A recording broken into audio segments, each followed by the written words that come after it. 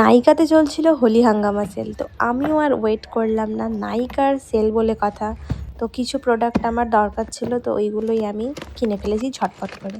তো ফার্স্ট আমি যেটা কিনেছি সেটা হচ্ছে দুটো আমি মার্সের লিপস্টিক কিনেছি, ম্যাট ফিনিশ।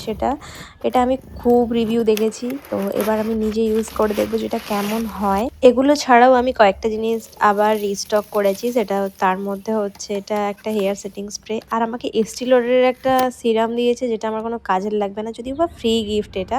আমি হেয়ার সেটিং স্প্রেটা নিয়েছিলাম টাফটের, এটা খুব একটা ভালো সেটিং স্প্রে আমার মনে হয়েছে। দেন নিয়েছি একটা মার্সের হোয়াইট কাজল, আর রিকোডের গ্লো মিস্ট। এটা আমি ফার্স্ট টাইম ইউজ করবো, জানি না এটা কেমন হবে, তো ইউজ করে তারপর তোমাদের জানাবো।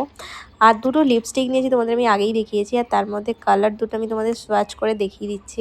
এই লিপস্টিকের একটা ভালো গুণ যেটা আমি বুঝেছি সেটা হচ্ছে এর টেক্সচারটা খুব ভালো, ঠোঁটটাকে একদম ড্রাই হতে দেয় না, খুব ক্রিমি একটা প্রোডাক্ট, আমার খুব ভালো লেগেছে।